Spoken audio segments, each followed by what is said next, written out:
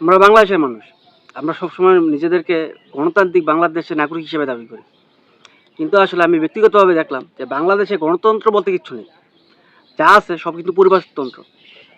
তো যদি আপনারা বলতে বলতে চান যে আপনি কিভাবে বলেন যে বাংলাদেশে পরিবারতন্ত্র? আমি প্রমাণ দিতেছি, আপনারা দেখে নেন। বাংলাদেশ, আমরা সম্পূর্ণ বাংলাদেশটা পড়ে গেছি পরিবারতান্ত্রিক রাজনীতিতে। যদি বাংলাদেশের প্রধান রাজনৈতিক দল যদি অতীতে এটা ধরতে যাই, তাহলে আওয়ামী লীগ মুজিব পরিবার থেকে কিন্তু এখনো সরে আসতে পারেনি। তারপরে আপনার জিয়া পরিবার, বিএনপি রাজনীতি, বর্তমানে যারা প্রধান রাজনীতিবিদ, তারা কিন্তু জিয়া পরিবারের কেন্দ্র কিন্তু রাজনীতি করতে তারা জিয়া পরিবারের কেন্দ্র করে। তা কিন্তু পরিবারতান্ত্রিক রাজনীতি। তারপরে আসেন তৃতীয় রাজনৈতিক দল, সেটা হচ্ছে গিয়ে নাঙ্গল, মানে এরশাদের জাতীয় পার্টি। জাতীয় পার্টি কিন্তু পরিবারতান্ত্রিক রাজনীতি। এরশাদ করে গেছে, এখন তার স্ত্রী করতেছে, তার ভাই করতেছে পরিবারতান্ত্রিক রাজনীতি।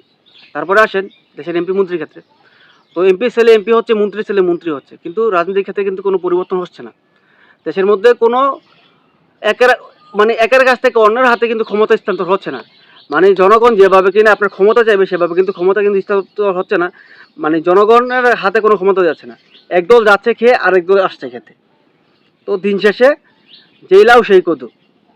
কিন্তু ভাই, এমপি ছেলে এমপি হচ্ছে, নেতা ছেলে নেতা হচ্ছে, সব কিন্তু পরিবারের ভিতরে। পরিবারের বাইরে কিন্তু কেউ কাউকে যাচ্ছে না। পরিবারের বাইরে কোনো কেউ কারো যাওয়ার কিছু মনে করতেছে না।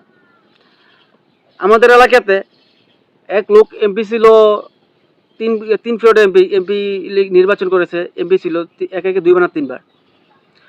তো সে নির্বাচন করে গেছে, এখন পুনরায় তার তার ছেলে তার স্থান দখল করার জন্য দাঁড়িয়েছে।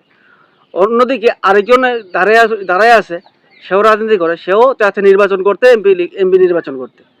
কিন্তু দেখেন ভাই, এখন আমার যতটুকু বিশ্বাস, যদি কিনা এই ফিউডে যদি কিনা ওই মুরব্বী লোকটা পেয়েও যায়, কিন্তু পরবর্তী ফিউডে দেখা যাবে যে আপনার যে এমপি ছিল অতীতে, তার সন্তানই কিন্তু এমপি হবে। কারণ আমরা কিন্তু পরিবারতান্ত্রিক রাজনীতির মধ্যে বিশ্বাসী।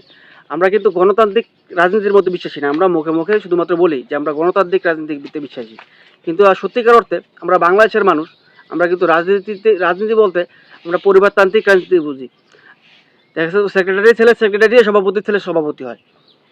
তারপর দেখা গেছে এমপি ছেলে এমপি, মন্ত্রী ছেলে মন্ত্রী, সরকার প্রধানের ছেলে সরকার প্রধান। আমরা কিন্তু কখনোই কোনো দিন গণতান্ত্রিক রাজনীতিতে ছিলাম না।